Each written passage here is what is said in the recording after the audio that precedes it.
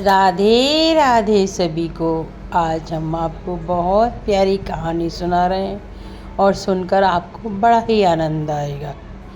एक बार जब द्वारिकाधीश द्वारिका में आ गए, तब उनके साथ उनकी जो माँ थी रोहिणी माँ ऐसी थी जिन्होंने मथुरा में भी रहीं, वृंदावन में भी रहीं और उन्होंने द्वारिका भी देखी। तो एक दिन रोहिणी माँ बैठी हुई थी, तभी भगवान कृष्ण की सारी रानियाँ पत्नियाँ जो थीं वो उनके पास बैठ गईं। बोली, रोहिणी माँ, आप तो वृंदावन में रही हो, आपको मालूम है जब ये आए थे वहाँ से द्वारिकाधीश जी, तो वहाँ पे जो विरह वर्णन, वहाँ की कहानी या कथा सुना दीजिए। रोहिणी माँ ने कहा, मैं कथा तो सुना दूँगी, लेकिन उस कथा को सुनने के बाद दाऊ जी और श्री कृष्ण को बहुत याद आएगी। तब रोहिणी माँ ने कहा, तुम एक काम करो सुभद्रा, तुम जाकर दरवाजे पर बैठ जाओ और जब भी कृष्ण या दाऊ जी अंदर आए बलराम, तो मुझे बता देना। ऐसा कहने के बाद रोहिणी माँ कथा सुनाने लगी कि किस प्रकार कृष्ण जी मथुरा से गोकुल पहुँचे। गोकुल के बाद बचपन में उन्होंने यशोदा मैया और नंद बाबा के यहाँ बाल लीलाएँ की, अपने सखाओं के साथ खेले और उनके साथ में अनेकों लीलाएँ की, अनेकों राक्षसों को मारा। फिर दिन पे दिन बढ़ते गए, जब राक्षसों का बहुत आतंक हो गया तो वे गोकुल को छोड़कर वापस वृंदावन आ गए, नंदगांव आ गए और नंदगांव में के पास वृंदावन में आकर अपनी लीलाएँ की, और जहाँ पर उन्होंने बहुत सारी गौचरण लीला की, अनेकों लीला की। फिर जब उन्होंने वृंदावन से जाने का समय आया तो वहाँ की जो विरह लीला थी उसका वर्णन करने लगी। इतनी देर में क्या हुआ, कृष्ण भगवान और दाऊ जी आ गए।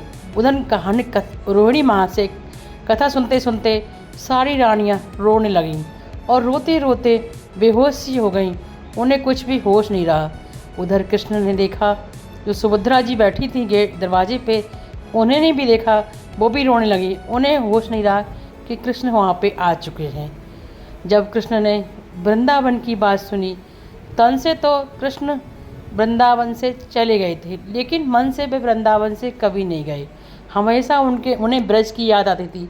कभी भी ब्रज की तरफ मुँह करके नहीं बैठते थे, ना ही ब्रज की तरफ पैर करके। उन्हें यशोदा मैया, नंद बाबा, ब्रजवासियों की बहुत याद आती थी, इसलिए वह उनकी याद में अपने आप अंदर ही अंदर तड़पते थे, लेकिन वह किसी से कहते नहीं थे। लेकिन जब रोहिणी माँ जब वृंदावन की लीला की कहानी सुना रही थी, उसी समय सुभद्रा जी तो कथा सुनते सुनते ऐसी लीन हो गई, उन्हें याद नहीं रहा। फिर जब उनकी कथा सुनने के बाद कृष्ण ने जब कथा सुनी तो उनके धीरे धीरे आंसू बहने लगे।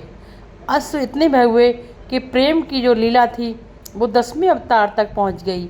जहां 10वें अवतार तक प्रेम की लीला पहुंचती है, वहां आदमी हमेशा उसमें खो जाता है, उसे अपने आप कुछ नजर नहीं आता। हर समय उनके धीरे धीरे उनके अंग थे वो बर्फ मोम की तरह पिघलने लगे। वो अंग जैसे कृष्ण जी के हाथ पैर, ऐसे ही सुभद्रा जी के हाथ पैर और दाऊ जी के हाथ पैर धीरे धीरे पिघलने लगे। जब ये लीला चल रही थी, तभी स्वर्गलोक में सभी देवताओं ने देखा कि ये क्या हो रहा है, अरे ये लीला चल रही है।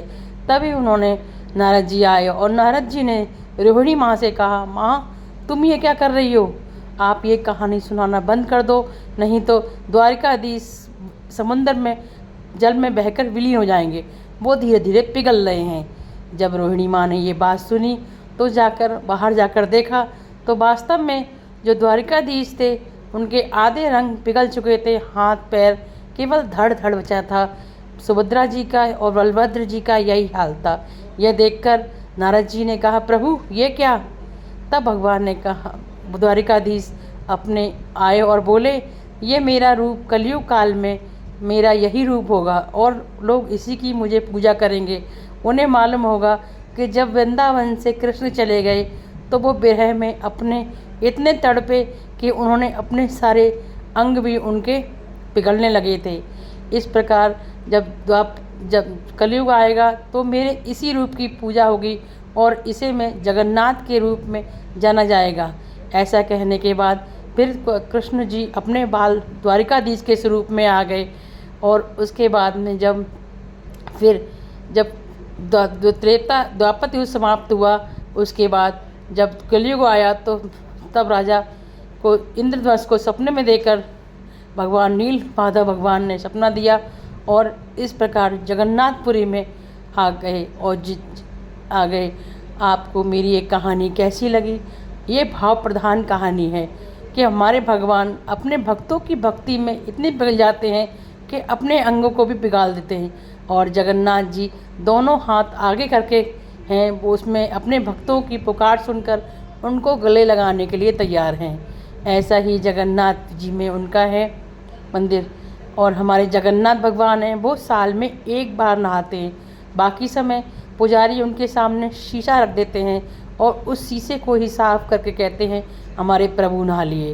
लेकिन जब पूर्णिमा के दिन नहाते हैं उसके बाद में उन्हें जुकाम हो जाता है और बीमार हो जाते हैं। इसलिए हमारे जगन्नाथ भगवान साल में एक बार ही स्नान करते हैं। आपको मेरी कहानी कैसी लगी?